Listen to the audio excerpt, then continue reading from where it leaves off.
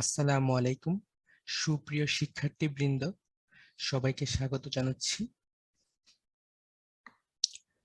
আজকে আমরা লাল সবুজে দাগানো বইয়ের চতুর্থ অধ্যায়, উদ্ভিদ বিজ্ঞানের চতুর্থ অধ্যায় অণুজীব বা মাইক্রো অর্গানিজম নিয়ে আলোচনা করব। তো এই অধ্যায়ের দাগানো লাইনগুলা থেকে, অর্থাৎ লাল সবুজে মার্কিং করা লাইনগুলা থেকে কি কি প্রশ্ন হইতে পারে, কিভাবে প্রশ্ন হইতে পারে, বা শুধুমাত্র লাল সবুজে দাগানো লাইনগুলাই পড়া লাগবে কিনা, বা অন্য লাইনও কি পড়া লাগবে কিনা, এই নিয়ে একটু আলোচনা করব। খেয়াল করে দেখো, এই অধ্যায়ের প্রথম লাইনের দিকে আছে অণুজীব তত্ত্ব বা মাইক্রোবায়োলজি, অর্থাৎ যে শাখায় মাইক্রোবস বা অণুজীব নিয়ে আলোচনা করা হয় তাকে বলা হয় অণুজীব তত্ত্ব বা মাইক্রোবায়োলজি। তো এখান থেকে প্রশ্ন আসতে পারে যে অণুজীব নিয়ে জীববিজ্ঞানের কোন শাখায় আলোচনা করা হয়। তোমরা ক্লাস 9-10-এ অনেকগুলা শাখার নাম পড়ছো, তো ওইখান থেকে কয়েকটা শাখার নাম দিবে অপশনে, আর হচ্ছে প্রশ্নে থাকবে নিচে কোন শাখায় অণুজীব বা মাইক্রো অর্গানিজম নিয়ে আলোচনা করা হয়। তারপরের লাইন থেকে খেয়াল করো, এখানে অণুজীবের কিছু এক্সাম্পল দেয়া আছে, ব্যাকটেরিয়া, মাইকোপ্লাজমা, অ্যাক্টিনোমাইসিটিস। তো এখান থেকে প্রশ্ন আসতে পারে যে নিচের কোনটি অণুজীব নয়। যেহেতু তিনটি অপশন একসাথে দেয়া আছে, তিনটি অপশন একসাথে থাকলে প্রশ্নে সাধারণত নয় দিয়ে প্রশ্ন আসে যে নিচের কোনটি অণুজীব নয়। ব্যাকটেরিয়া, মাইকোপ্লাজমা, অ্যাক্টিনোমাইসিটিস সাথে আরেকটা দিয়ে দিল।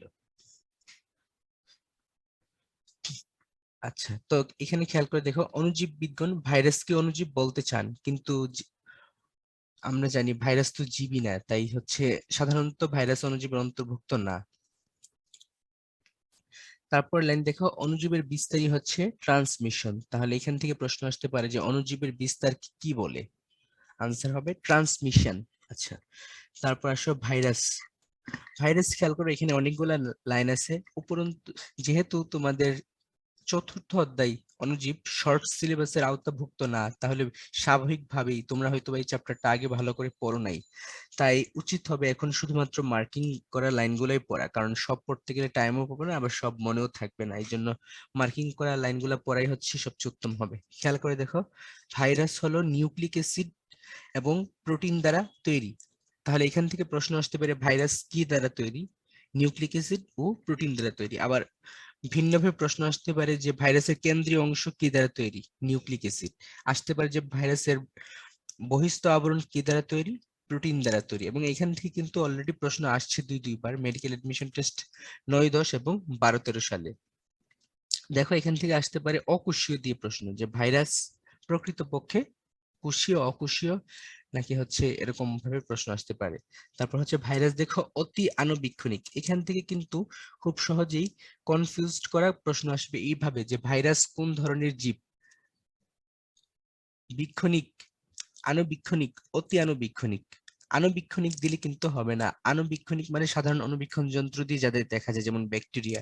কিন্তু ভাইরাস কিন্তু আণুবীক্ষণিক না, ভাইরাস হচ্ছে অতি আণুবীক্ষণিক। তারপর খেয়াল করে দেখো, বাধ্যতামূলক পরজীবী অর্থাৎ অব্লিগেট প্যারাসাইট, অর্থাৎ ভাইরাসকে পরজীবী থাকতেই হয়। সে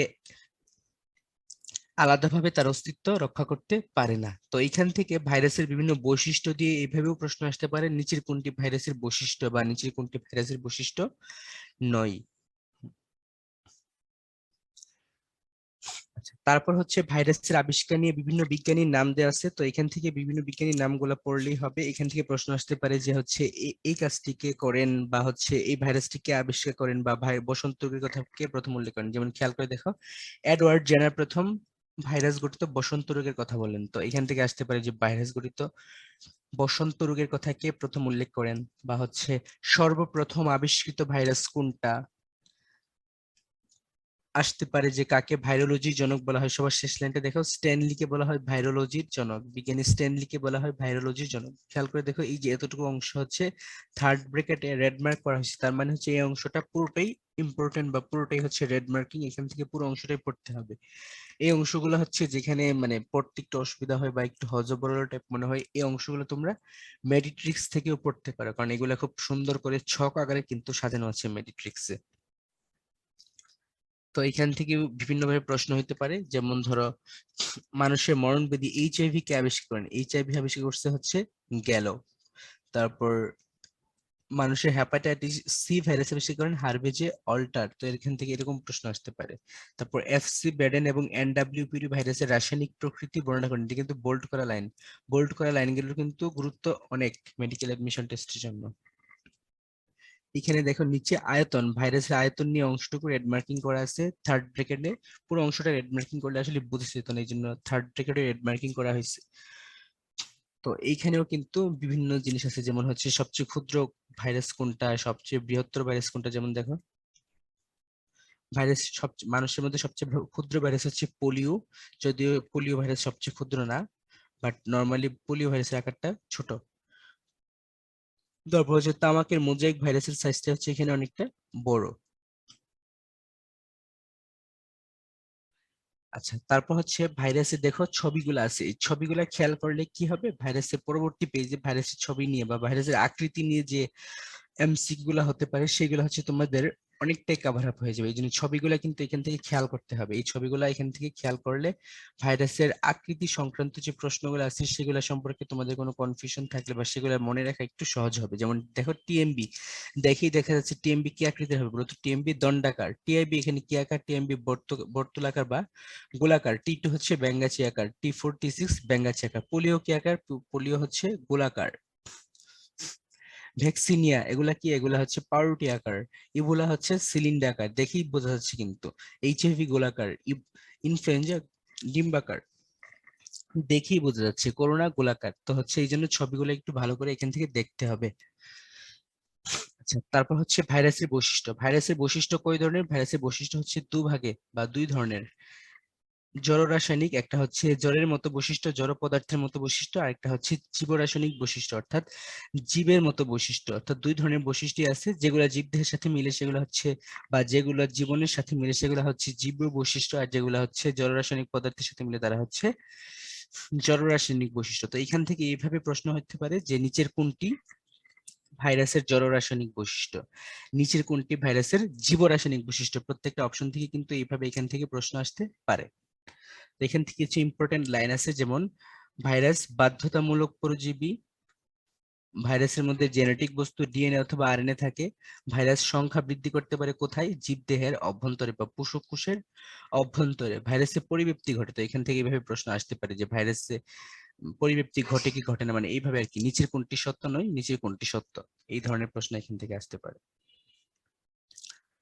আচ্ছা, এখানে আছে হচ্ছে ভাইরাসের গঠন। আচ্ছা, ভাইরাসের গঠন নিয়ে প্রথম পৃষ্ঠায় একটি ছিল যে ভাইরাসের কেন্দ্রীয় বস্তু হচ্ছে নিউক্লিক অ্যাসিড। তো এখান থেকে প্রশ্ন আসতে পারে যে ভাইরাসের কেন্দ্রীয় বস্তু কি, বা কি দ্বারা তৈরি, ডিএনএ আরএনএ এইভাবে থাকতে পারে, বা দুইটা একসাথে থাকে কিনা। অবশ্যই একসাথে থাকে না, যে কোনো একটা থাকবে, ডিএনএ অথবা আরএনএ। আচ্ছা, ভাইরাসের আবরণটাকে কি বলা হয়, ভাইরাসের আবরণকে বলা হয় ক্যাপসিড। ক্যাপসিড কি দ্বারা তৈরি, ক্যাপসিড হচ্ছে প্রোটিন দ্বারা তৈরি। ক্যাপসিডের একককে বলা হয় বা সাব ইউনিটকে বলা হয় ক্যাপসুমেয়ার, ক্যাপসিডের সাব ইউনিটকে বলা হয় ক্যাপসুমেয়ার। আচ্ছা, ভাইরাসের রাসায়নিক গঠন তাহলে আমরা পড়ে ফেললাম, নিউক্লিক অ্যাসিড এবং ক্যাপসিড। তারপর আসো বহিস্থ আবরণ। আচ্ছা, বহিস্থ আবরণ কিন্তু সব ভাইরাসে থাকে না, কিছু কিছু ভাইরাসে থাকে, যেমন হচ্ছে দেখো ইনফ্লুয়েঞ্জা, তারপর হার্পিস ভাইরাস, এইচআইভি এবং করোনা ভাইরাস।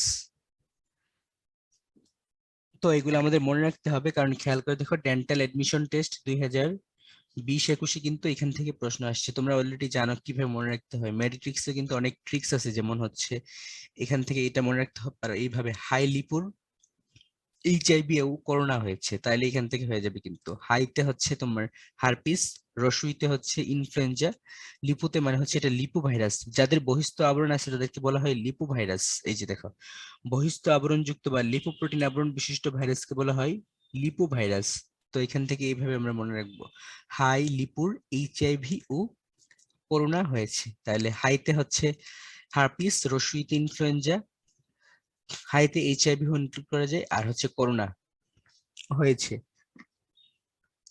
আকৃতি অনুযায়ী আগের পেজে বললাম যে আকৃতি থেকে প্রশ্ন আসলে ছবি দেখে মনে রাখাটা সহজ, এই জন্য ছবিগুলো আগে একটু দেখে নিবা।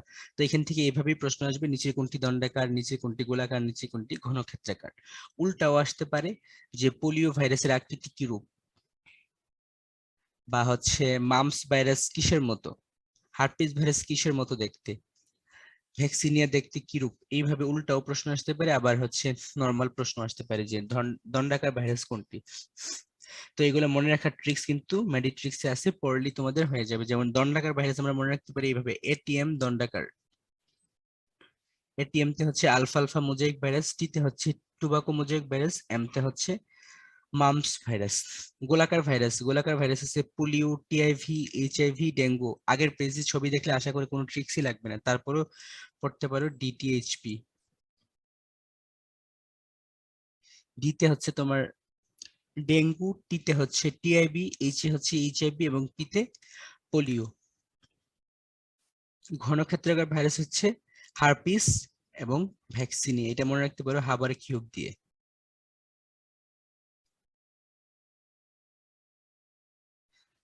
হতে হচ্ছে হার্পিস, বতে ভ্যাকসিনিয়া এবং কিউব মানে হচ্ছে ঘনক্ষেত্রাকার। ব্যাঙ্গাচি আকৃতির শুধুমাত্র একটাই ভাইরাস আছে, সেটা হচ্ছে টি সিরিজ, টি2, টি4 এবং টি6।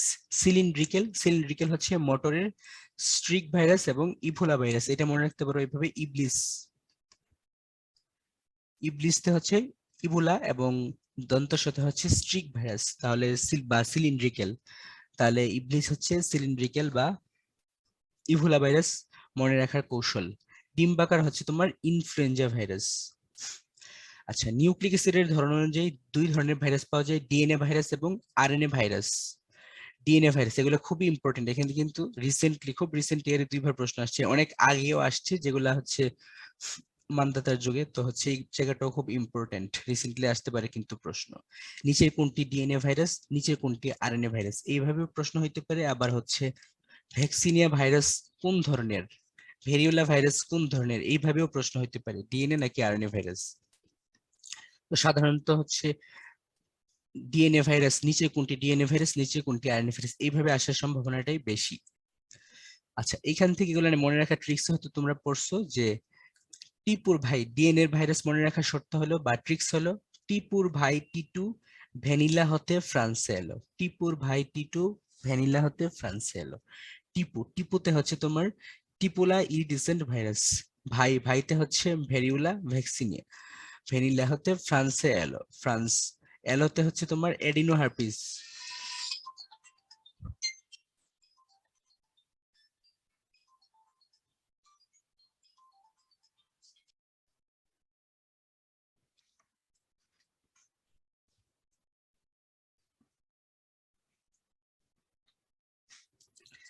আচ্ছা, এখান থেকে আরএনএ ভাইরাসও মনে রাখতে হবে, নিচে কোনটি আরএনএ ভাইরাস, নিচে কোনটি আরএনএ ভাইরাস নয়, এখান থেকে এভাবেই প্রশ্ন হতে পারে। নয় দিয়েও কিন্তু এখানে প্রশ্ন হতে পারে, যেহেতু যেহেতু এখানে একাধিক অপশন আছে। তারপর খেয়াল করে দেখে সবার শেষ লাইনটা, ভাইরাসের আরএনএ, কোন ভাইরাসের আরএনএ, পার্বোভিরিডি গোত্রের ভাইরাসের ডিএনএ হচ্ছে এক সূত্রক, এটা কিন্তু একটা ব্যতিক্রম, মেডিকেল এডমিশন টেস্টের জন্য ব্যতিক্রম গুলা খুবই গুরুত্বপূর্ণ। তারপর নিচের লাইনে দেখো, রিউভিডি গোত্রের ভাইরাসের আরএনএ দ্বিসূত্রক, আমরা জানি আরএনএ এর সূত্রক মেইনলি একটা হয় আর ডিএনএ সূত্রক দুইটা হয়, যেহেতু এই দুইটা লাইন ব্যতিক্রম তাই এখান থেকে প্রশ্ন আসার সম্ভাবনা বেশি। কারণ হচ্ছে ব্যতিক্রম গুলা স্যারদের চোখে একটু ভালোভাবে পড়ে, বহিস্থ আবরণ অনুযায়ী একটু আগে আমরা এটা বলে ফেললাম, ইনফ্লুয়েঞ্জা, হার্পিস, এইচআইভি, করোনা। আর বহিস্থ আবরণহীন হচ্ছে টিএমবি এবং টি2 ভাইরাস। পোষক দেহ অনুসারে যদি উদ্ভিদকে আক্রমণ করে তাহলে সেটা উদ্ভিদ, প্রাণীকে আক্রমণ করলে প্রাণী, ব্যাকটেরিওফাজ, সাইনোফাজ। এখান থেকে এভাবে প্রশ্ন আসতে পারে যে উদ্ভিদ ভাইরাস কোনটি, প্রাণী ভাইরাস কোনটি, ব্যাকটেরিওফাজ কোনটি বা হচ্ছে সাইনোফাজ কোনটি, এইভাবে এখান থেকে প্রশ্ন আসবে। আচ্ছা, তারপর হচ্ছে আরএনএ ভাইরাস ও ডিএনএ ভাইরাসের পার্থক্য।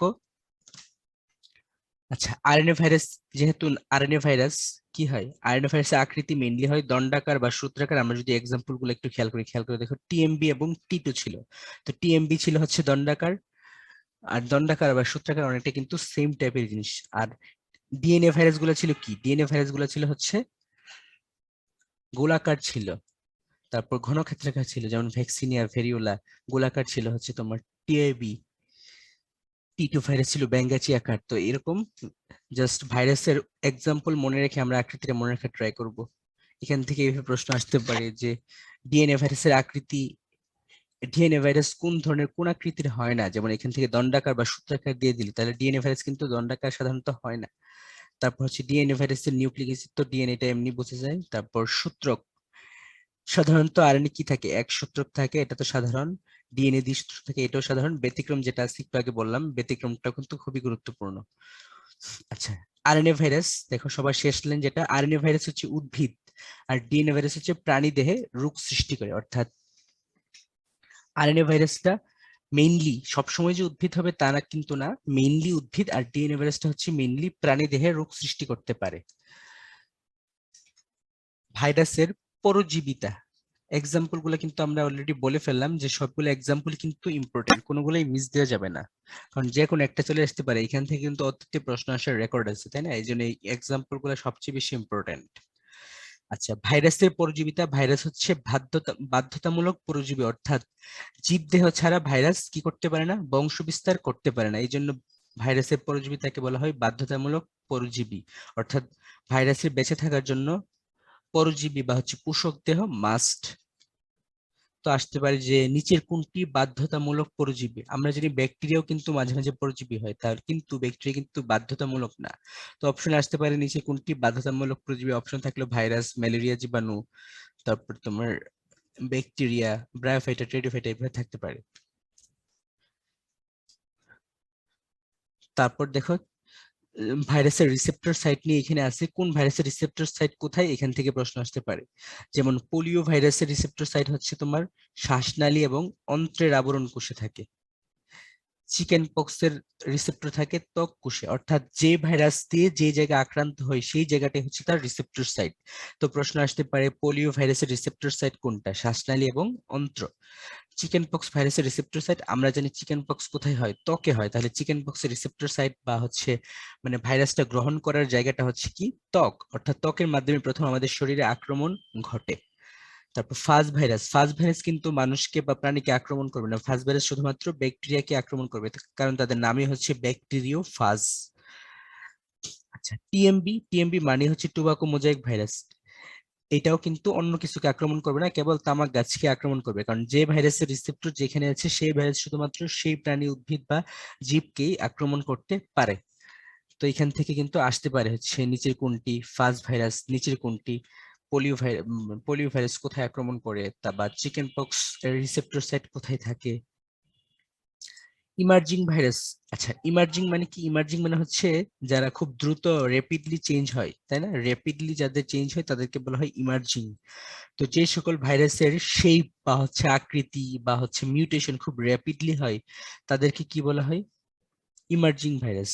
নর্মালি র্যাপিডলি শেপ চেঞ্জ হওয়ার কারণে কি হয়, এরা পোষক চেঞ্জ করে ফেলে, অর্থাৎ সাধারণ প্রাণী থেকে কখনো কখনো মানুষ বা হচ্ছে খুব সম্পর্কহীন মানে উপর, যেহেতু মানুষ হলে আমরা আসলে গণনায় গণনায় ধরি, তাই না? এই জন্য হচ্ছে নর্মালি আমরা চিন্তা করবো যে যারা পোষক চেঞ্জ করে মানুষে চলে আসছে তারাই হচ্ছে ইমার্জিং ভাইরাস। তো ইমার্জিং ভাইরাসের এক্সাম্পল হচ্ছে এইচআইভি, সার্স, নীল ভাইরাস এবং ইভোলা। এটা খুব সহজেই মনে রাখা যায় নেশা দিয়ে, NESH, নেশা। তো আমরা এই ভাইরাস গুলো মনে রাখতে পারবো। এনে হচ্ছে নীল ভাইরাস, ইতে হচ্ছে ইভোলা ভাইরাস, এস এ হচ্ছে সার্স, এইচ এ হচ্ছে এইচআইভি, এরা হচ্ছে ইমার্জিং ভাইরাস। আচ্ছা, তারপর হচ্ছে ভিডিয়ন, নিউক্লিক অ্যাসিড ও একে ঘিরে অবস্থিত ক্যাপসিড সমন্বয়ে গঠিত সংক্রমণ ক্ষমতা সম্পন্ন সম্পূর্ণ ভাইরাস হচ্ছে ভিরিয়ন। অর্থাৎ যে কোনো সম্পূর্ণ ভাইরাস বা সংক্রমণ ক্ষমতা সম্পন্ন ভাইরাসই হচ্ছে ভিরিয়ন। তো এখান থেকে এইভাবে প্রশ্ন আসবে যে সংক্রমণ ক্ষমতা সম্পন্ন ভাইরাসকে কি বলে, ভিরিয়ন, নিউক্লিওক্যাপসিড, এরকম প্রিয়ন্স, এরকম অপশন থাকবে। অথবা এইভাবেও প্রশ্ন আসতে পারে যে নিচের কোনটি সংক্রমণ ক্ষমতা সম্পন্ন ভাইরাস, বা নিচের কোনটি সম্পূর্ণ ভাইরাস, জাস্ট একটা ওয়ার্ড দিয়ে প্রশ্ন আসতে পারে। অথবা সংক্রমণ ক্ষমতাহীন ভাইরাস কোনটি, নিউক্লিওক্যাপসিড। তারপর হচ্ছে তোমার সাব ভাইরাল সত্তা ভিরোয়েডস, ভিরোয়েডস কি, ভিরোয়েডস হচ্ছে সংক্রামক আরএনএ, অর্থাৎ ভিরোয়েডস এর মধ্যে কোনো ক্যাপসিড বা ক্যাপসুমিয়ার থাকে না। তাহলে এইভাবে প্রশ্ন আসতে পারে যে নিচে কোনটিতে ক্যাপসিড থাকে না, ক্যাপসুমিয়ার থাকে না, বা নিচের কোনটি সংক্রামক আরএনএ, আরএনএ বা ভিরুয়েটস কি এভাবেও আসতে পারে। ভিরুয়েটস কি অপশন ধরে থাকলো সংক্রামক আরএনএ, সংক্রামক ডিএনএ, সংক্রামক প্রোটিন ফাইব্রিল এভাবে আসতে পারে।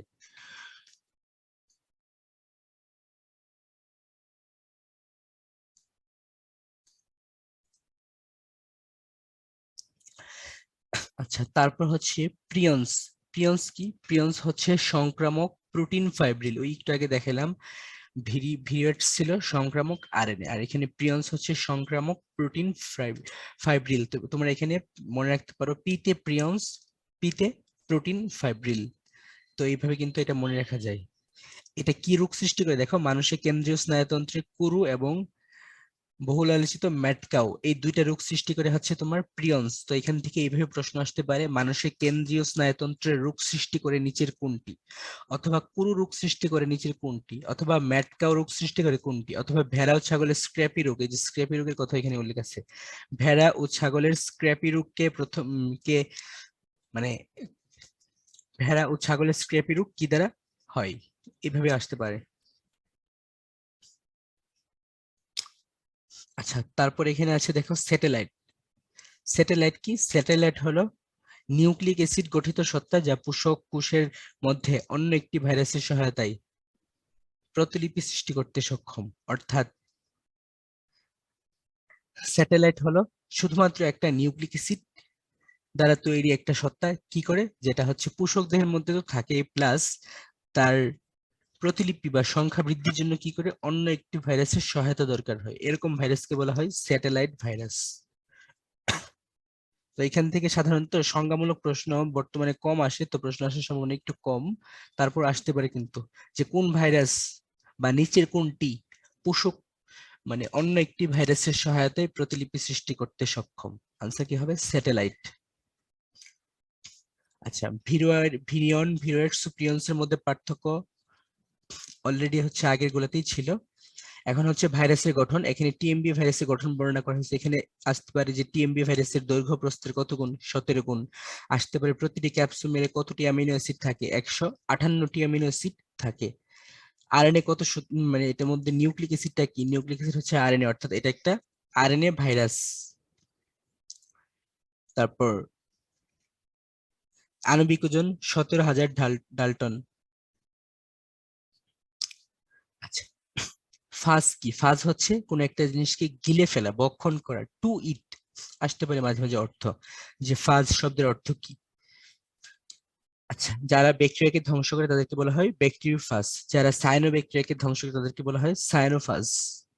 এভাবে আসতে পারে যে যারা ব্যাকটেরিয়াকে ধ্বংস করে তাদেরকে কি বলে, ব্যাকটেরিওফাজ। যারা সায়ানো ব্যাকটেরিয়াকে ধ্বংস করে তাদেরকে কি বলে, সায়ানোফাজ।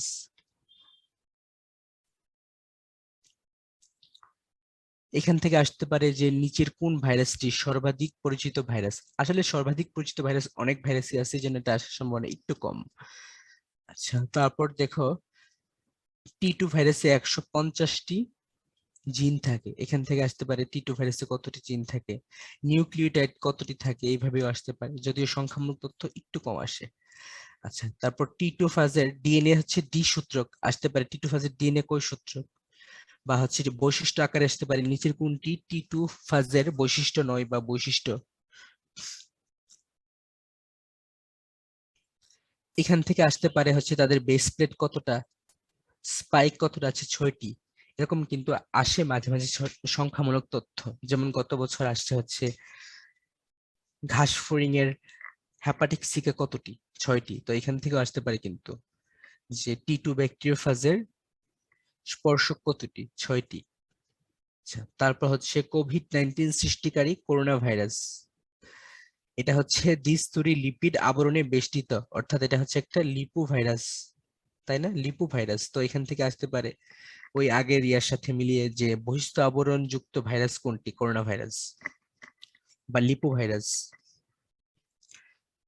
এখান থেকে আসতে পারে হচ্ছে জেনোটিক ভাইরাস নিয়ে, যে 4টি করোনা ভাইরাসের মধ্যে জেনোটিক ভাইরাস কোন কতটি, জেনোটিক ভাইরাস হচ্ছে 3টি। তারপর হচ্ছে কোভিড, এটা হচ্ছে জিকের মধ্যেও আসতে পারে যে কোভিড-19 কে কত তারিখ মহামারী ঘোষণা করা হয়েছে। আবার হচ্ছে বায়োলজি পার্ট হিসেবেও আসতে পারে। এখান থেকে এন্ডেমিক, এপিডেমিক এবং প্যান্ডেমিক ছোট খাটো ডেফিনিশন আকারে আসতে পারে এরকম। যে যে জেনোটিক ভেদি বিস্তৃত অঞ্চল জুড়ে বিস্তৃত তাকে কি বলে? এপিডেমিক। বা হচ্ছে একটা নির্দিষ্ট এরিয়াতে যেটা পাওয়া যায় সংকীর্ণ অঞ্চলে তাকে কি বলে? এন্ডেমিক। সারা পৃথিবী যেটা হয় সেটা কি? প্যান্ডেমিক। মনে রাখতে পারো, পিতে পৃথিবী ব্যাপী, পিতে প্যান্ডেমিক। আচ্ছা, তারপর হচ্ছে ভাইরাসের সংখ্যা বৃদ্ধি বা বংশবৃদ্ধি। ভাইরাস কিভাবে সংখ্যা বৃদ্ধি করে? আমরা কিন্তু ভাইরাসের সংখ্যা বৃদ্ধিকে বংশবৃদ্ধি সাধারণত বলি না। কারণ কি? কারণ হচ্ছে ভাইরাস মানে পোষক কোষের সহায়তা ছাড়া সংখ্যা বৃদ্ধি করতে পারে না। তো ব্যাকটেরিওফাজ বা বিভিন্ন ভাইরাসের সংখ্যা বৃদ্ধি দুভাবে ঘটে থাকে। একটা হচ্ছে লাইটিক চক্র। লাইটিক শব্দের অর্থ আমরা জানি ভাঙন, তাই লাইটিক চক্রের মধ্যে অবশ্যই ভাঙনের কোনো ঘটনা ঘটে। লাইটিক চক্র বা ভাইরুলেন্ট চক্র এবং লাইসোজেনিক চক্র বা টেম্পারেট দশা। এখান থেকে অপর নাম আকারে আসতে পারে যে লাইটিক চক্রের অপর নাম কি, লাইসোজেনিক চক্রের অপর নাম কি, বা হচ্ছে ব্যাকটেরিওফাজ নিম্নের কোন উপায়ে বংশবৃদ্ধি বা সংখ্যা বৃদ্ধি করে বা কোন উপায়ে করে না। এইখান থেকে বিভিন্ন অ্যাঙ্গেলে প্রশ্ন আসতে পারে। বা টেম্পারেট দশার মাধ্যমে, বা টেম্পারেট দশা দেখা যায় কোন ভাইরাসের বংশবৃদ্ধি প্রক্রিয়ায়, বা লাইসোজেনিক চক্র দেখা যায় কোন ভাইরাসের বংশবৃদ্ধি প্রক্রিয়া। এখান থেকে এইভাবে প্রশ্ন আসতে পারে। আর তারপর থেকে জাস্ট হেডিং গুলা পড়লেই হয়ে যাবে। লাইটিক চক্রের হেডিং গুলা মানে ধাপের নামগুলা, যেমন প্রথম ধাপ সংযুক্তি, দ্বিতীয় ধাপ হচ্ছে প্রবেশ। লাইটিক চক্র 6টি ধাপে সম্পন্ন হয়। কতটি ধাপে সম্পন্ন হয়? এখান থেকে প্রশ্ন আসতে পারে। ধাপ 3 হচ্ছে প্রতিলিপন। ধাপ 5 হচ্ছে নতুন ভাইরাস মুক্তি। এইভাবে আসতে পারে।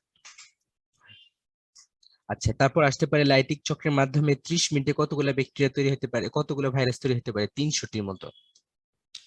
কোষ প্রাচীর বিদীর্ণ হওয়াকে কি বলে? লাইসিস বলে। এরকম সংখ্যা মানে সংজ্ঞামূলক প্রশ্ন আসতে পারে। ইক্লিপস কাল কি? আসতে পারে। বা হচ্ছে পোষক ব্যাকটেরিয়াকে আক্রমণ করার পর নতুন ভাইরাস সৃষ্টি না হওয়া পর্যন্ত সময়কে কি বলে? ইক্লিপস কাল। আর বিভিন্ন কালের নাম দিয়ে এক্সাম্পল আকারে আসতে পারে। তারপর এখান থেকে লাইসোজেনিক চক্রের যে এক্সাম্পল গুলো আছে, কোথায় কোথায় লাইসোজেনিক চক্র হয়, এগুলো গুরুত্বপূর্ণ। লাইসোজেনিক চক্র হয় কোথায়?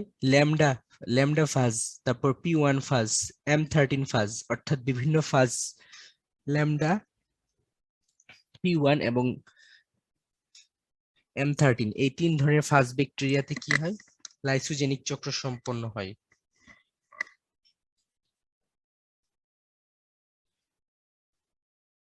সবার নিচে দেখো, ব্যাকটেরিয়ার সাথে ব্যাকটেরিয়াল ডিএনএ এর সাথে ভাইরাল ডিএনএ সংযুক্তিতে একটা এনজাইম সহায়তা করে, সেটা কি? ইন্টিগ্রেজ এনজাইম।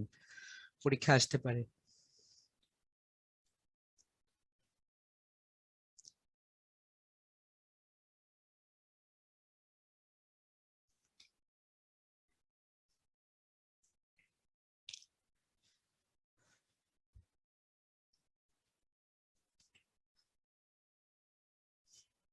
খেয়াল করে দেখো, এখানে লেখা আছে লাইসোজেনিক ভাইরাস কেবল ব্যাকটেরিওফাজেই সীমাবদ্ধ থাকে না, প্রাণী ও মানুষকেও আক্রমণ করতে পারে। যেমন হারপিস সিমপ্লেক্স ভাইরাস মানুষকে আক্রমণ করে। তাহলে প্রশ্ন আসতে পারে এরকম যে হারপিস সিমপ্লেক্স আসলে কোন ধরনের ভাইরাস? হারপিস সিমপ্লেক্স হচ্ছে এক ধরনের লাইসোজেনিক ভাইরাস। এটা কিন্তু লাইটিক ভাইরাস না, এটা লাইসোজেনিক ভাইরাস। তারপর এখান থেকে আসতে পারে ব্যাকটেরিয়াল ডিএনএ এর সাথে সংযুক্ত ভাইরাল ডিএনএ কে একত্রে কি বলে? একত্রে বলে প্রোফাজ। পার্থক্যের মধ্যে থেকে বৈশিষ্ট্য আকারে আসতে পারে যে নিজের কোনটি বৈশিষ্ট্য বা নিজের কোনটি বৈশিষ্ট্য নয়।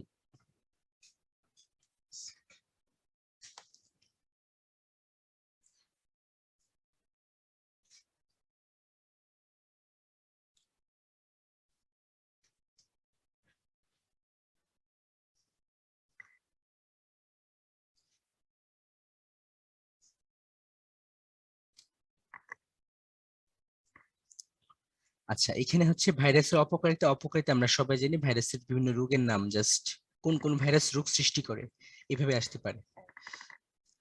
কোন ভাইরাস কি রোগ সৃষ্টি করে একটা চার্ট আকারে দেয়া আছে তোমাদের বইতে, ওই চার্টটা পড়লেই হবে। ইবোলা ভাইরাস, এখান থেকে কয়েকটা ভাইরাসের দেখো, কয়েকটা ভাইরাসের বড় বড় কিছু রোগের নাম উল্লেখ করা আছে, যেমন ইবোলা ভাইরাস।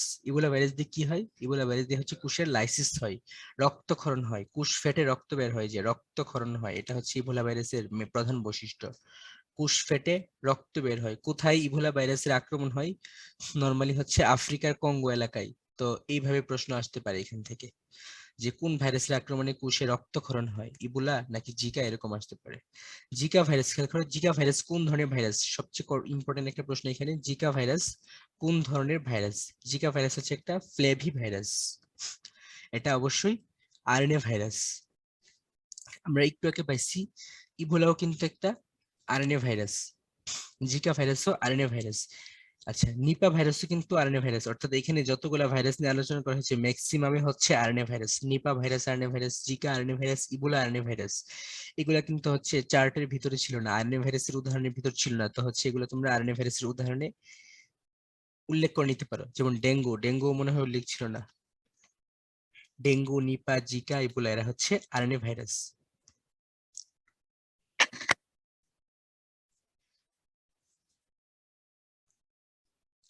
আচ্ছা, এখান থেকে বার্ড ফ্লু, বার্ড ফ্লু কি দ্বারা হয়? H5N1, এটা কিন্তু মেডিকেল এডমিশন টেস্টে আসছে, তো প্রশ্ন এখান থেকে এভাবে হতে পারে যে হাঁস হাঁস মুরগিতে বার্ড ফ্লু কি দ্বারা হয়? H5N1। বা দেখো, খেয়াল করে এখানে নিউরামিনিডেজ, অর্থাৎ এখানে একটা এনজাইম থাকে, সেই এনজাইমটার নাম কি? নিউরামিনিডেজ। এইভাবেও প্রশ্ন আসতে পারে যে ইনফ্লুয়েঞ্জা ভাইরাসে নিচের কোন এনজাইম থাকে? আনসার কি হবে? নিউরামিনিডেজ।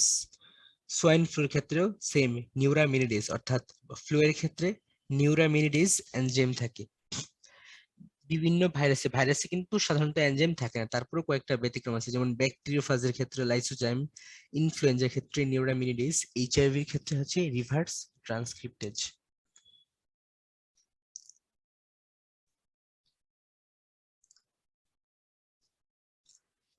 আচ্ছা, তারপর হচ্ছে তোমার চিকনগুনিয়া। খেয়াল করে দেখো, চিকনগুনিয়াও কিন্তু একটা আরএনএ ভাইরাস,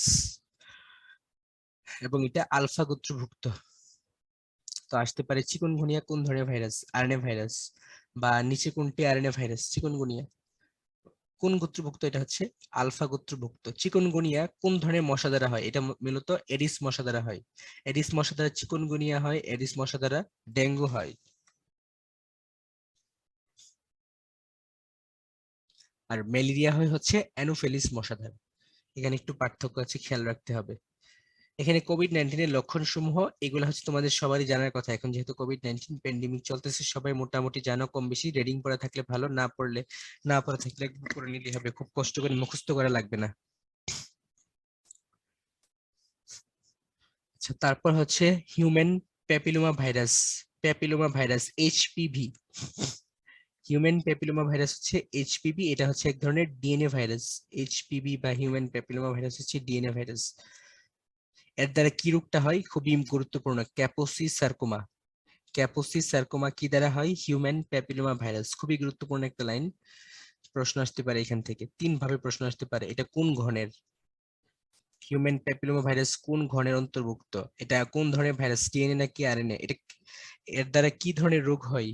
ক্যাপোসি সার্কোমা। এক লাইন থেকে চারটা প্রশ্ন চলে আসছে কিন্তু। তারপর এখানে ভাইরাসের উপকারিতা বর্ণনা করা হয়েছে। ভাইরাসের উপকারিতা মূলত হচ্ছে মানে অ্যান্টিভাইরাল যে মেডিসিন আছে, অর্থাৎ ভাইরাস প্রতিষেধক যে টিকা, সেগুলো তৈরিতে ব্যবহার করা হয়। তারপর জন্ডিস রোগের টিকা, অর্থাৎ ভাইরাসের টিকা আর কি, বিভিন্ন ভাইরাস জনিত রোগের টিকা তৈরিতে। তারপর হচ্ছে জেনেটিক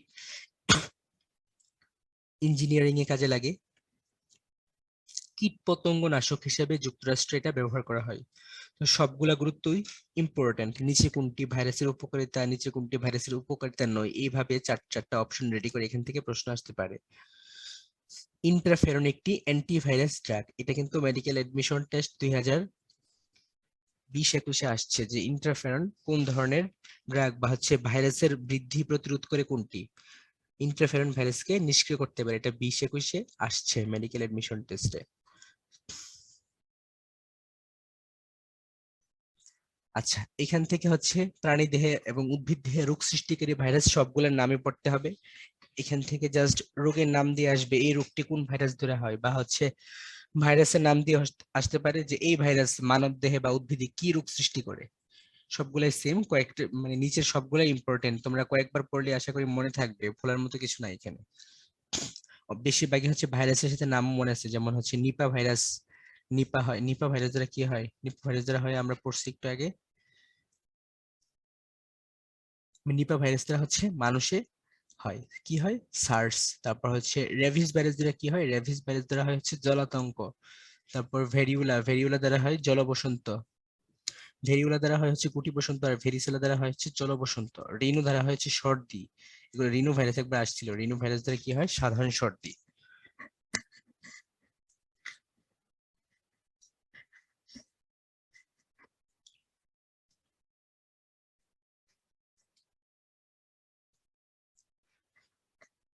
আচ্ছা, ভাইরাস জনিত রোগ সমূহ, এখানে ভাইরাস জনিত আরো কয়েকটা রোগের নাম উল্লেখ আছে, যেমন ভাইরাল হেপাটাইটিস। তো এখান থেকে লিভারের প্রদাহকে কি বলা হয়, হেপাটাইটিস। আমরা জানি যে কোনো প্রদাহকে বলা হয় আইটিস। তো লিভারের প্রদাহ, লিভার যেহেতু ইংলিশে হ্যাপাটোসাইট, তো এই জন্য লিভারের প্রদাহকে বলা হয় হেপাটাইটিস আসতে পারে। লিভারের প্রদাহকে কি বলে, হেপাটাইটিস, অ্যাপেন্ডিসাইটিস, গ্যাস্ট্রাইটিস, এইভাবে অপশন তৈরি করে আসতে পারে। তারপর খেয়াল করো এখানে সবগুলা ভাইরাস মানে হেপাটাইটিস, বিভিন্ন ধরনের ভাইরাস সম্পর্কে এখানে কম্পেয়ার করা হয়েছে একসাথে। তো এখানে এই জায়গাটা ইম্পর্টেন্ট, এখান থেকে শক্তিকাল আসতে পারে। তো নর্মালি সবগুলো যদি মনে রাখতে পারো তাহলে ভালো, সবগুলো মনে রাখতে না পারলে প্রথম আর শেষটা হলে অন্তত মনে রাখো সবগুলার। আর তাছাড়া হেপাটাইটিস সিটা একটু বিশেষভাবে ইম্পর্টেন্ট, হেপাটাইটিস সি এবং বি, অর্থাৎ সবগুলোই মোটামুটি পড়তে হবে, স্কিপ করা যাবে না এই জায়গাটা। এই যদি দিন মনে না রাখতে পারো অন্তত ধরনটা হলে মনে রাখো, কোনটা ডিএনএ আর কোনটা আরএনএ ভাইরাস। শুধুমাত্র হেপাটাইটিস বিটা হচ্ছে ডিএনএ, আর বাকি সবটাই হচ্ছে আরএনএ ভাইরাস। তারপর এখান থেকে আসতে পারে হেপাটাইটিস বি নির্ণয়কারী পরীক্ষার নাম কি, পরীক্ষার নাম হচ্ছে তোমার এইচবিএস অ্যান্টিজেন। এইচবিএস অ্যান্টিজেন পরীক্ষা করতে হয়। কোন ধরনের অ্যান্টিজেন, সারফেস অ্যান্টিজেন। এই জন্য খেয়াল করতে হবে এখানে এসটা আছে কিনা, অনেক সময় অপশনে কিন্তু এসটা না দিয়ে দিতে পারে, এইচবিএজি বা হচ্ছে এটা ছোট হাতের দিতে দিতে পারে। এই জন্য খেয়াল করতে হবে এখানে এইচবি বড় হাতের, এস ছোট হাতের, এজি এ হচ্ছে বড় হাতের এবং জি হচ্ছে ছোট হাতের এস। ওষুধ সম্পর্কে আসতে পারে, কি কি ওষুধ খাওয়ানো হয়, খুব বেশি গুরুত্বপূর্ণ না, তবে নিচের লাইনটা দেখো যে ভ্যাকসিন, ভ্যাকসিনে কয়টা ডোজ, 5টা ডোজ, এই জন্য এটা 4টা ডোজ, সরি, ভ্যাকসিনে হচ্ছে 4টা ডোজ, প্রথমে একটা ডোজ এবং পরে প্রথম একটা ডোজ পরে 4টা ডোজ, এই জন্য বলা হয়েছে পেন্টাভ্যালেন্ট। পেন্টাভ্যালেন্ট মানে কিন্তু 5টা ডোজ, প্রথমে একটা এবং পরে বুস্টার ডোজ 4টা, এই জন্য এটা হচ্ছে পেন্টাভ্যালেন্ট।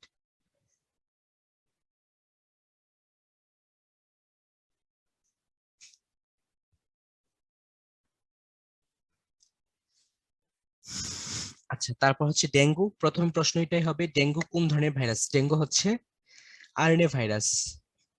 তারপর ডেঙ্গু কোন মশা দ্বারা হয়, এডিস মশা দ্বারা ডেঙ্গু হয়। অ্যানোফিলিস দ্বারা কিন্তু না, অ্যানোফিলিসের সাথে প্যাচ লাগাইলে হবে না, অ্যানোফিলিস কিন্তু ম্যালেরিয়া সৃষ্টি করে। ডেঙ্গুতে সর্বোচ্চ কত ডিগ্রি পর্যন্ত জ্বর হতে পারে, 103 থেকে 105 ডিগ্রি, এইভাবে আসতে পারে, অন্য কোনো ভাবে আসার সম্ভাবনা নাই। তারপর হাড় ভাঙা জ্বর, হাড় ভাঙা জ্বরকে আমরা ইংরেজিতে বলি ব্র্যাক বোন ফিভার, ইংরেজিটা দিয়েও আসতে পারে, যে ব্র্যাক বোন ফিভার হয় কোন রোগে, বা হাড় ভাঙা জ্বর হয় কোন রোগে, বা হাড় ভাঙা জ্বর হয় কোন ভাইরাসের আক্রমণে, আসতে পারে এইভাবে।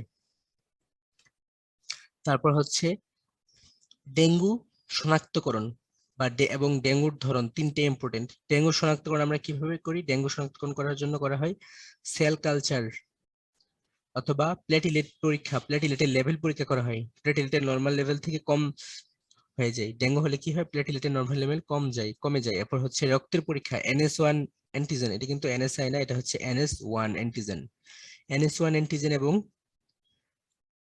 IgM এবং IgG টেস্ট করা হয়।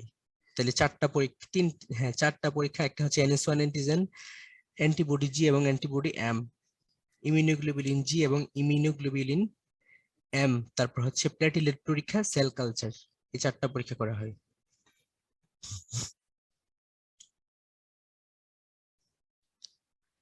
এখান থেকে আসতে পারে এডিস মশা গড়ে কতদিন বাঁচে, বাকিগুলো অতটা ইম্পর্টেন্ট না। আসতে পারে হচ্ছে জাব পোকা ও সাদামাছি, মেলোনেফিট, মানে ইংলিশ নামটা দিয়ে প্রশ্ন আসতে পারে।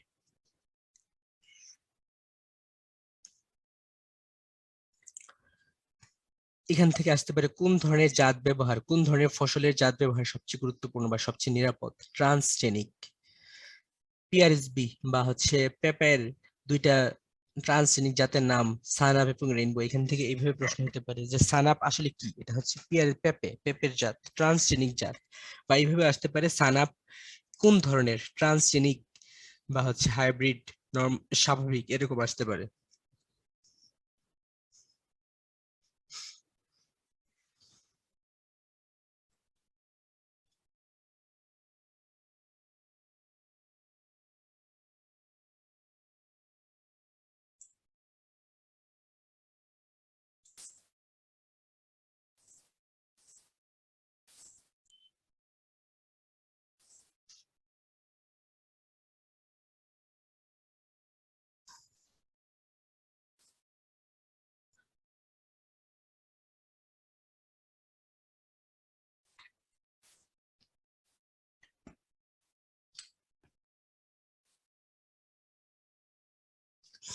তো তারপর হচ্ছে ব্যাকটেরিয়া থেকে।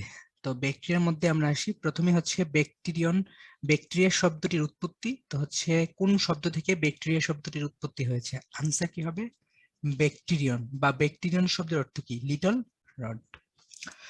অথবা এখান থেকে আসতে পারে হচ্ছে অ্যান্টনি ভ্যান লিউয়েনহুক। কোন দেশের বিজ্ঞানী? উনি হচ্ছে ওলন্দাজ অর্থাৎ ডাচ বা হল্যান্ড বা নেদারল্যান্ড থেকে আগত। তিনি ব্যাকটেরিয়ার নাম কি দেন? তিনি ব্যাকটেরিয়ার নাম দেন হচ্ছে অ্যানিমেলকিউল বা ক্ষুদ্র প্রাণী। তো যেহেতু তিনি প্রথম ব্যাকটেরিয়ার উপস্থিতি খেয়াল করছে, এই জন্য তাকে কি বলা হয়? ব্যাকটেরিওলজি এবং প্রোটোজুওলজির জনক। এটা ইম্পর্টেন্ট। তো এখান থেকে প্রশ্ন আসতে পারে যে ব্যাকটেরিওলজির জনক কে, প্রোটোজুওলজির জনক কে, এইভাবে আসতে পারে। তারপর আসতে পারে জার্মান বিজ্ঞানী এরেনবার্গ, অর্থাৎ ব্যাকটেরিয়াগুলোর নামকরণ কে করেন? তো আনসার কি হবে? এরেনবার্গ। এরেনবার্গ ব্যাকটেরিয়ার নামকরণ করেন। তারপর হচ্ছে বর্তমানে ব্যাকটেরিওলজির জনক কাকে বলা হয়? তো দেখো, আধুনিক ব্যাকটেরিওলজির জনক কিন্তু বলা হয় লুই পাস্তুরকে। লুই পাস্তুর একটা অবদান মনে রাখতে পারো যে লুই পাস্তুর কি? পাস্তুর আইনের উদ্ভাবক। আচ্ছা, তারপর হচ্ছে এখান থেকে প্রশ্ন আসতে পারে যে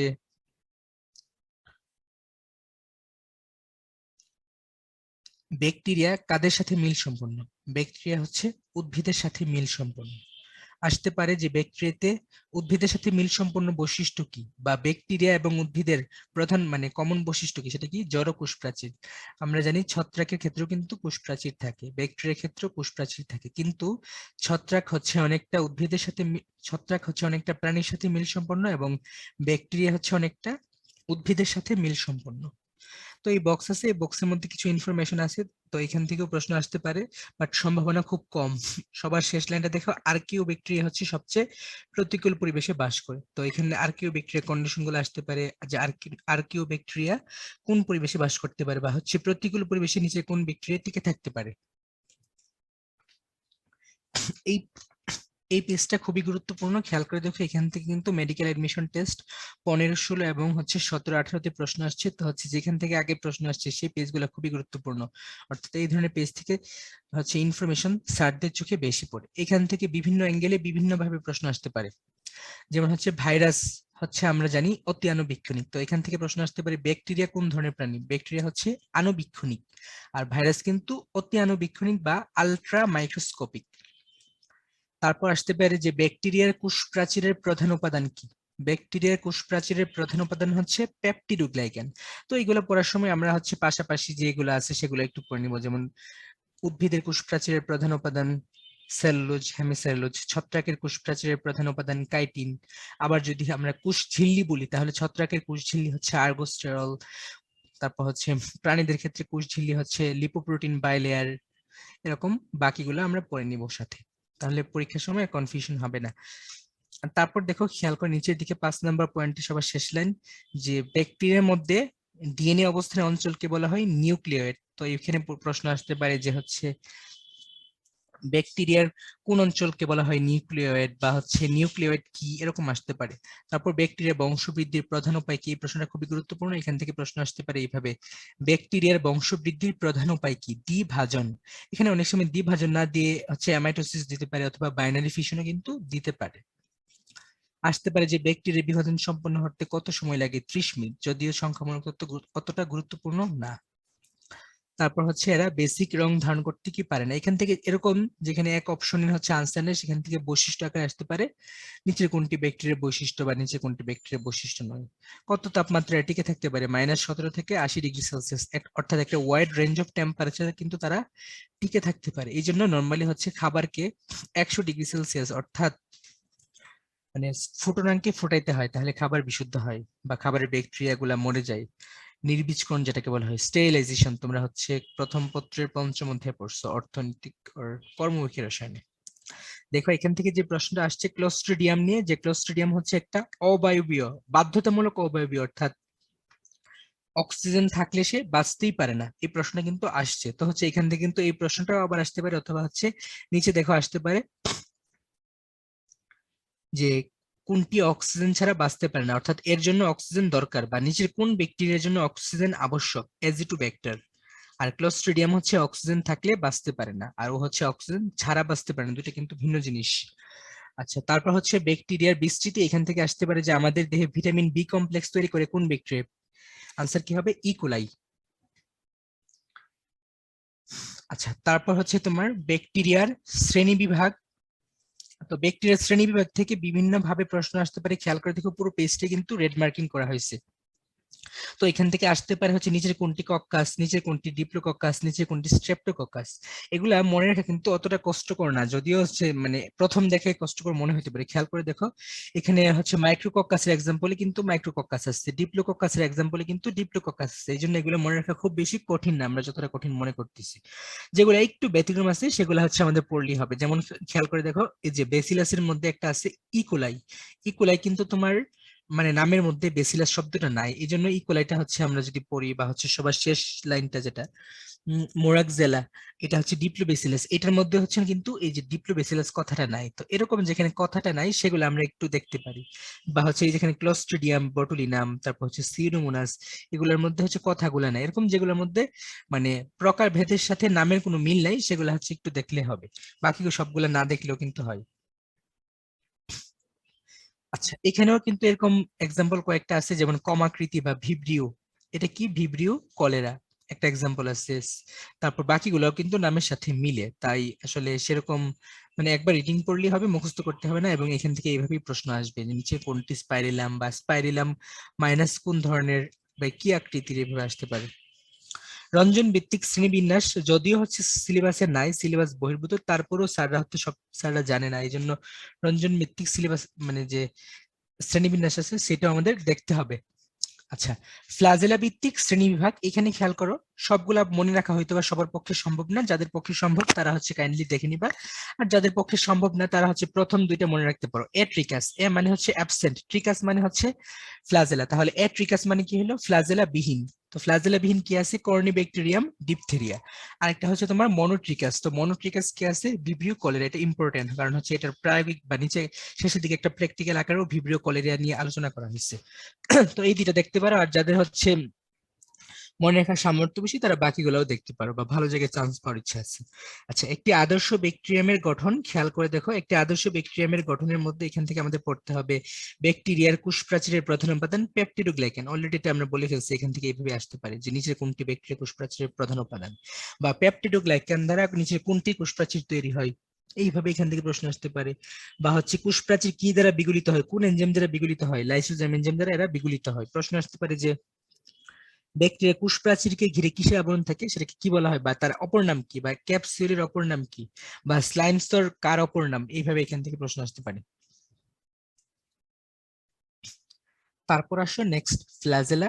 এখান থেকে আসতে পারে ফ্ল্যাজেলা কোন প্রোটিন দ্বারা তৈরি বা কি দ্বারা তৈরি, আসতে পারে পিলি কি দ্বারা তৈরি, নিচের কোনটি ফ্ল্যাজেলার অংশ নয়। খেয়াল করে দেখো এখানে ফ্ল্যাজেলার তিনটি অংশের নাম উল্লেখ আছে, বেসাল বডি, সংক্ষিপ্ত হুক, তারপর হচ্ছে সূত্র।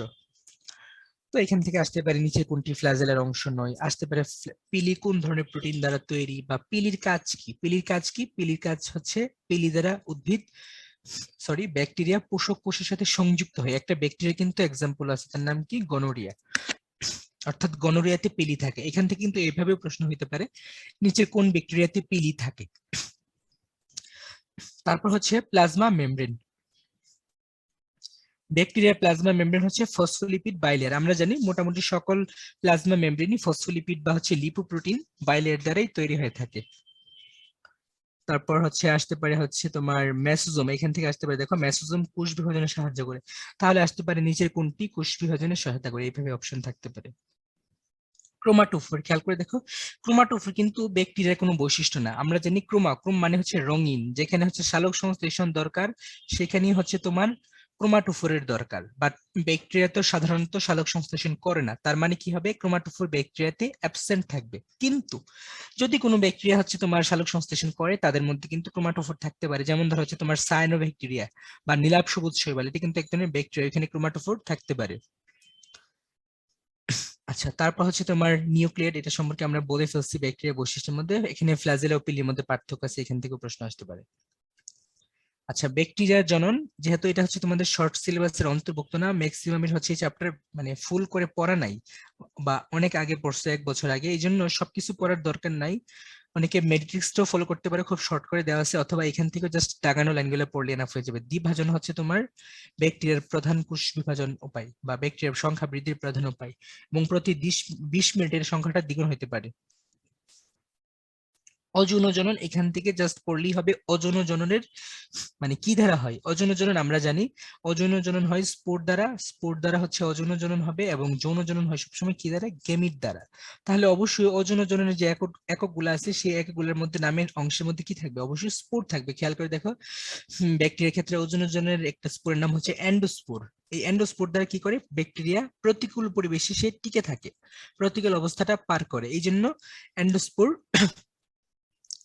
থাকে, মানে ওজনের জনন হয়। আর এন্ডোস্পোরের মাধ্যমে দেখো বেসিলিসি, একটা এক্সাম্পল দেওয়া হচ্ছে বেসিলিসি গোত্রের অভ্যন্তরে, মানে এন্ডোস্পোর উৎপন্ন হবে, বেসিলিসি গোত্রের ব্যাকটেরিয়া অভ্যন্তর মানে এন্ডোস্পোর তৈরি করে। আসতে পারে নিচে কোন গোত্রের ব্যাকটেরিয়াতে এন্ডোস্পোর সৃষ্টি হয়, অথবা নিচে কোনটির মাধ্যমে ব্যাকটেরিয়া অযৌন জনন সম্পন্ন করে, এন্ডোস্পোর, অ্যাপ্ল্যান্ডোস্পোর, জুস্পোর, এরকম এক্সাম্পল অপশন থাকতে পারে। কনিডিয়ার মাধ্যমে কোনটা, লিওকোত্রিস।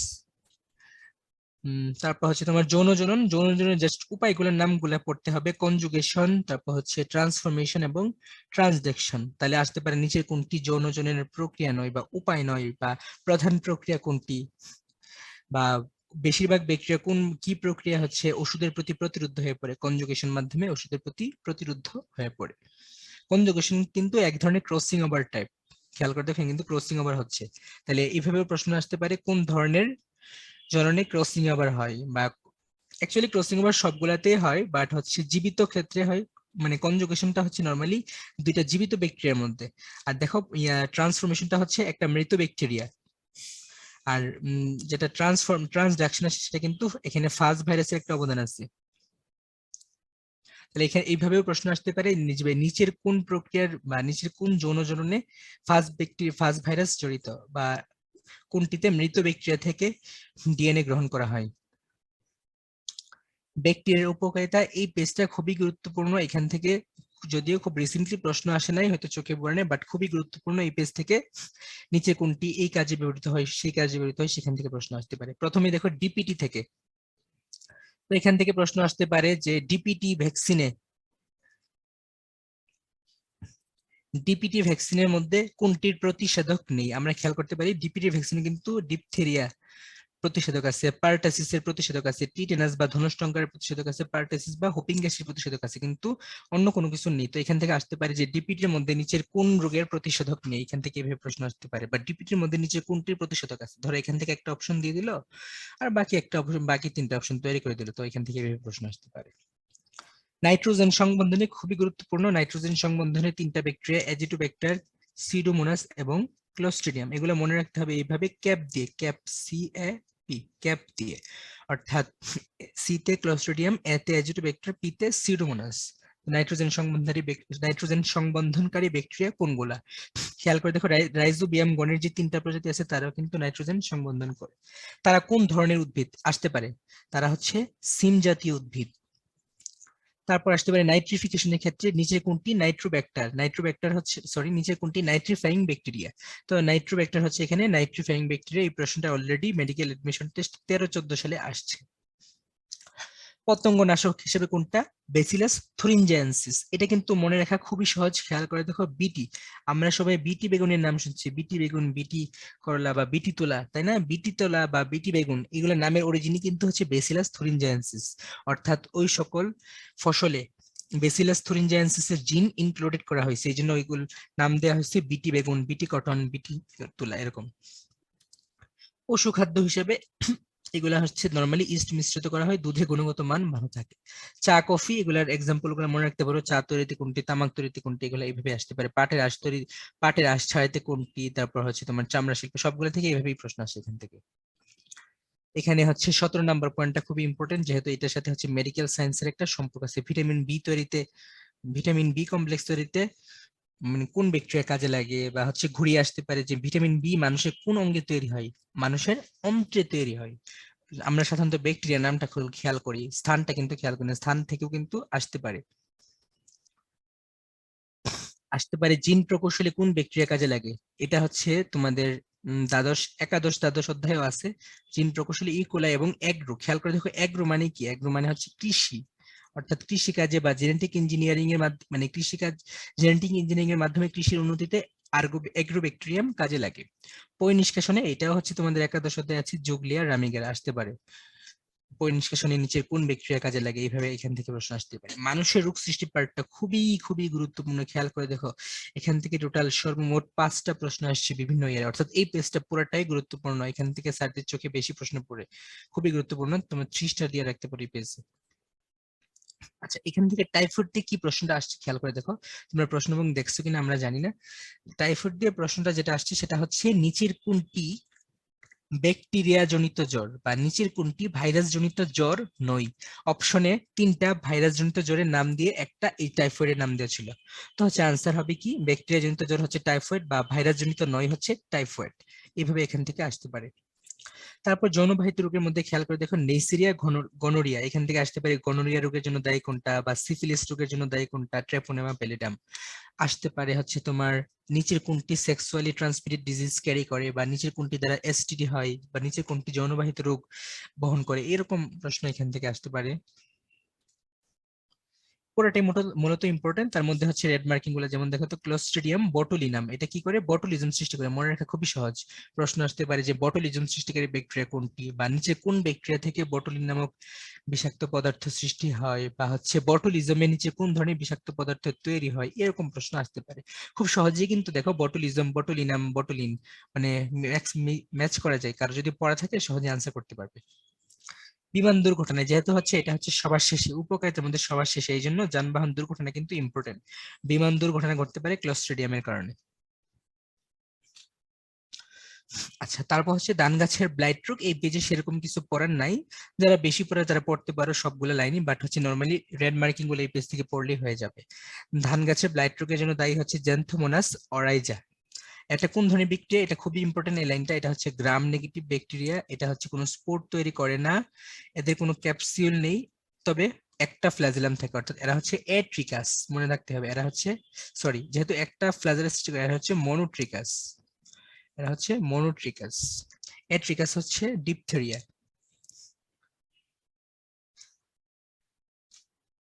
আচ্ছা, তারপর হচ্ছে এইখান থেকে প্রশ্ন আসতে পারে যে রোগ জীবাণু বহনের প্রধান উপায় কি? সেটা কি? আনসার হবে বীজ, অর্থাৎ বীজের মাধ্যমে রোগ জীবাণু বহন হয়। এখান থেকে কলেরাটা খুবই গুরুত্বপূর্ণ, প্রশ্ন আসতে পারে, এখানে প্রশ্ন আসে নাই যে কলেরাটা আসলে কি? কলেরাটা হচ্ছে মেইনলি উদরাময় রোগ, বাংলায় আমরা কি বলি? উদরাময় রোগ। কে প্রথম কলেরা জীবাণু আবিষ্কার করছে? প্রশ্ন আসতে পারে। কলেরার জীবাণু আবিষ্কার করছে কলেরা রবার্ট কচ, এটা হচ্ছে আমরা ব্যাকটেরিয়ার আবিষ্কারের জায়গায় দাগাইছি, এই জন্য এখানে মার্কিং করা হয় নাই। কলেরাজেন কোন ধরনের টক্সিন? এটা হচ্ছে এক ধরনের অ্যান্টেরোটক্সিন। অ্যান্টেরো মানে কি? অ্যান্টেরো মানে হচ্ছে আমাদের অন্ত্র, যেহেতু এটা অন্ত্রের উপর কাজ করে, এই জন্য এটাকে বলা হয়েছে অ্যান্টেরোটক্সিন। আচ্ছা, তারপর হচ্ছে কলেরার সমার্থক শব্দ ডায়রিয়া আসতে পারে, অনেক সময় তোমরা ইংলিশে খেয়াল করবে ডায়রিয়া থেকে মানে ডায়রিয়ার স্পেলিংও দিয়ে দেয়।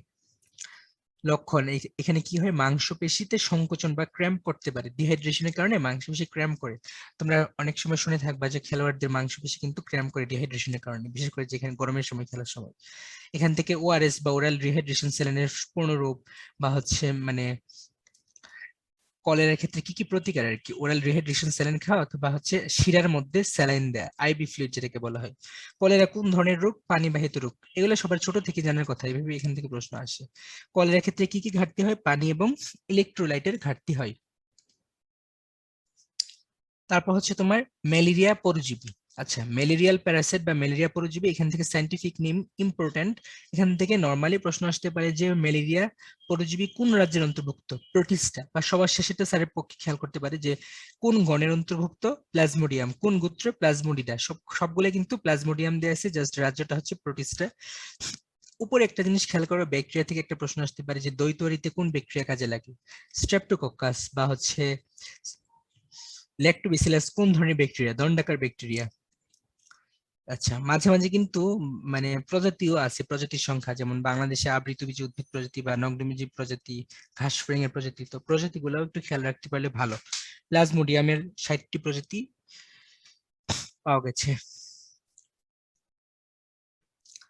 এখান থেকে হচ্ছে তোমার দেখো পুরো বক্সটাই হচ্ছে আমরা রেড মার্কিং করছি, বক্সটা গুরুত্বপূর্ণ। নিচের মানে এখান থেকে বিস্তৃতিটা হচ্ছে কিন্তু আমাদের জন্য গুরুত্বপূর্ণ না, গুরুত্বপূর্ণ হচ্ছে রোগের নাম। যেমন ভাইবেক্স হচ্ছে বিনাইন, তোমরা হচ্ছে ভাইহারা নিশ্চয়ই শিখেছি, ভাইবেক্স হচ্ছে বিনাইন। তারপর ফেলসিপারাম হচ্ছে এমতে মনে রাখবা ম্যালিগন্যান্ট। তারপর ওভালি মৃদু, ওভালি মানে মৃদু, ও মৃদু। বাকিটা হচ্ছে কোয়ার্টান, সবগুলো এখান থেকে মনে রাখতে হবে। আর জ্বরের প্রকৃতিটা অ্যাকচুয়াল যদি মনে না থাকে তাহলে এইভাবে মনে রাখতে পারো, এভারেজে কত 48 ঘন্টা, আর শেষেরটা হচ্ছে 72, প্লাজমোডিয়াম ম্যালেরিয়া 72, বাকিগুলো এভারেজে 48 ঘন্টা। ম্যালেরিয়া কোন মশার কারণে হয়? অ্যানোফিলিস। এটা খুবই গুরুত্বপূর্ণ একটা প্রশ্ন আসতে পারে কিন্তু, কোন মশার আক্রমণে ম্যালেরিয়া হয়? স্ত্রী অ্যানোফিলিস। আমরা হচ্ছে আগে পড়ছিলাম ডেঙ্গু এবং চিকুনগুনিয়া কিসের আক্রমণে হয়? এডিস মশা। আর এখানে হচ্ছে আমরা পাচ্ছি অ্যানোফিলিস মশা আক্রমণে হয় ম্যালেরিয়া। আচ্ছা, ম্যালেরিয়ার যে মানে অপর নামগুলো আছে, কি কি নামে ম্যালেরিয়া পরিচিত সেগুলো আসতে পারে। অনুপম পর্যাবৃত্ত জ্বর, যেহেতু ম্যালেরিয়া নির্দিষ্ট মানে একটা বিরতি দিয়ে আসে 24 ঘন্টা বা 72 ঘন্টা অথবা 38 ঘন্টা পর পর আসে, এই জন্য এটাকে বলা হয় পর্যাবৃত্ত জ্বর, অনুপম পর্যাবৃত্ত জ্বর। তো এখান থেকে এগুলো কিন্তু আসতে পারে। নিচের কোনটি ব্যতিক্রম? এভাবে আসতে পারে। ব্যতিক্রম দিয়ে ধরা হচ্ছে তিনটা ম্যালেরিয়ার জ্বরের নাম দিল, জলা জ্বর, রোমান জ্বর, তারপর অনুপম পর্যাবৃত্ত জ্বর, আরেকটা হচ্ছে অন্য একটা, যেমন টাইফয়েড জ্বর অথবা ডেঙ্গু জ্বরের নাম দিয়ে দিল। আসবে এখানে নিচে কোনটি ব্যতিক্রম, এইভাবে এখান থেকে প্রশ্ন আসতে পারে। বা নিচে কোনটি বা ম্যালেরিয়া জ্বর কি নামে পরিচিত, এইভাবে আসতে পারে। তারপর ম্যালেরিয়া পরজীবী কে আবিষ্কার করছে, তারপর হচ্ছে তোমার মশকটা, এই যে অ্যানোফিলিস মশকই যে দায়ী, এটা কে আবিষ্কার করছে, এরকম প্রশ্ন এখান থেকে আসতে পারে। ম্যালেরিয়া পরজীবী কোন ধরনের, মানে ম্যালেরিয়া পরজীবী কোন ধরনের? এটা হচ্ছে একটা রক্ত পরজীবী। আবার এটা অন্তঃকোষীয় না বহিঃকোষীয়, এটাও আসতে পারে। আচ্ছা, তারপর হচ্ছে ম্যালেরিয়া রোগের লক্ষণ বা ম্যালেরিয়া জ্বরের লক্ষণ আসতে পারে, খেয়াল করে দেখো। সবগুলা লক্ষণই হচ্ছে আমরা রিডিং পড়বো, তার মধ্যে সবচেয়ে গুরুত্বপূর্ণ গুলা মুখস্থ রাখার চেষ্টা করবো। এখান থেকে এইভাবে প্রশ্ন আসতে পারে যে ম্যালেরিয়া জ্বরের ক্ষেত্রে সর্বোচ্চ তাপমাত্রা কত হয়? 106 ডিগ্রি সেলসিয়াস। বা ম্যালেরিয়া জ্বরের ক্ষেত্রে তাপমাত্রা কত পর্যন্ত হতে পারে বা কত ডিগ্রি পর্যন্ত জ্বর হতে পারে? 104 থেকে 106 ডিগ্রি ফারেনহাইট। সেলসিয়াস অনেক সময় কিন্তু সেলসিয়াস দিয়ে কনফিউজ করতে পারে, আনসার কি হবে? ফারেনহাইটে হবে, খেয়াল রাখতে হবে। সেলসিয়াস 106 ডিগ্রি সেলসিয়াস মানে কিন্তু বহুত তাপমাত্রা, এই তাপমাত্রায় মানুষ বাঁচে না পৃথিবীতে। প্লীহা থেকে কি নিঃসৃত হয়? লাইসোলিসিথিন আসতে পারে, অথবা সবগুলো মিক্সড করে আসতে পারে। নিচের কোনটি ম্যালেরিয়া পরজীবীর বৈশিষ্ট্য, ম্যালেরিয়া রোগের লক্ষণ বা কোনটি লক্ষণ নয় হয়ে আসতে পারে। তারপর ম্যালেরিয়া পরজীবীর জীবনচক্র, জীবনচক্র থেকে আসতে পারে কোনটি প্রাইমারি পোষক, কোনটি সেকেন্ডারি পোষক। বা মানুষ কোন ধরনের পোষক, মশকি কোন ধরনের পোষক, এইভাবে আসতে পারে। এই চার্টটা খুবই গুরুত্বপূর্ণ, যদি হচ্ছে কারো মানে আগে এই চ্যাপ্টারটা পড়া থাকে তাদের কিন্তু এই মানে এই চার্টটা পড়লে অর্ধেক পড়া হয়ে যাবে, মোটামুটি 50% পড়া হয়ে যাবে এই চার্ট পড়লে ম্যালেরিয়া সংক্রান্ত। তো এখানে অনেকগুলো আছে দেখো, মানব দেহে চরণ, মানব দেহে হচ্ছে অযৌন, আর মশকের দেহ হচ্ছে যৌন। এখান থেকে শিক্ষকের কিন্তু প্রশ্ন করা ইজি। তো আসতে পারে মানব দেহে ম্যালেরিয়া পরজীবীর কোন ধাপ অনুষ্ঠিত হয়, বা হচ্ছে অযৌন জ্বলন কোথায় হয়? অপশন থাকলে হ্যাপাটোসাইট, লোহিত রক্ত কণিকা, তারপর মশক, এইভাবে আসতে পারে। বা হচ্ছে গেমেটোগনি কোথায় সম্পন্ন হয়? ক্রপের ভিতর, এরিথ্রোসাইটে, যকৃতে, নাকি হচ্ছে ক্রপের বহিঃপ্রাচীরে, আসতে পারে এভাবে। বা হচ্ছে তোমার লোহিত রক্ত কণিকায় কোন ধাপটি সম্পন্ন হয়? বা হচ্ছে তোমার ম্যালেরিয়া পরজীবীর আক্রমণকারী দশার নাম কি? স্পোরোজয়েট, আসতে পারে এইভাবে। আচ্ছা, সাইজেন্ট কি? সাইজেন্ট হচ্ছে বহু নিউক্লিয়াস বিশিষ্ট একটা দশা।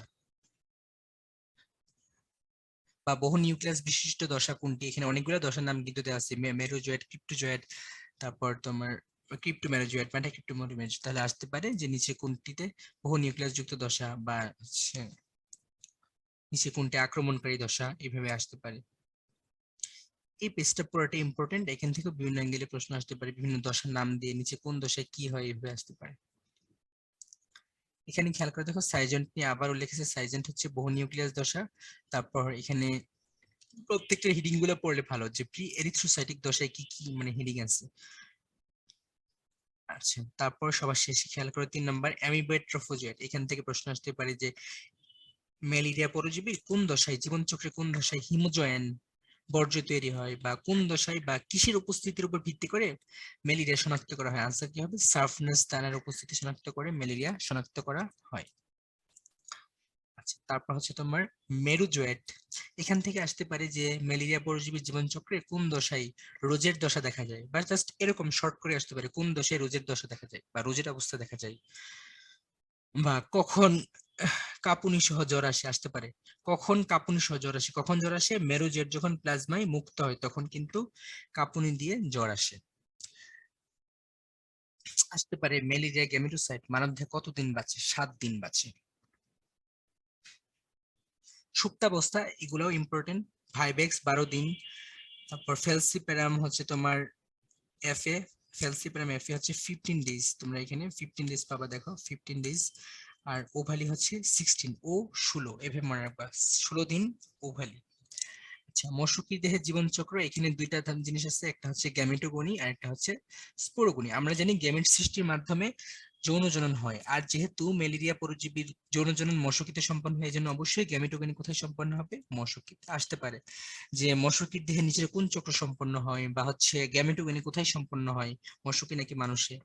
আসতে পারে। অথবা হচ্ছে জীবন চক্রকে কতটি পর্যায়ে ভাগ করা যায়? 2টি পর্যায়ে, এইভাবে প্রশ্ন আসতে পারে। নিচে থেকে আসতে পারে গ্যামিট বা গ্যামেটোজেনেসিস কত প্রকার?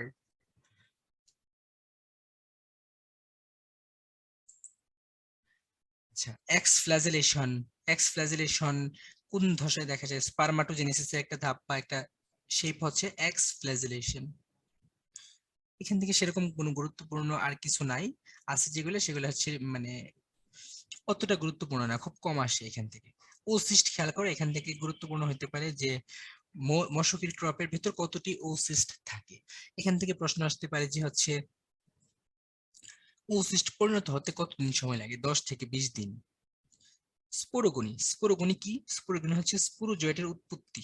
আচ্ছা, তো ওসিস্টের মায়োসিসকে, এখানে মায়োসিসকে কি বলা হয়? মায়োসিসকে বলা হয় পোস্ট জাইগোটিক মায়োসিস।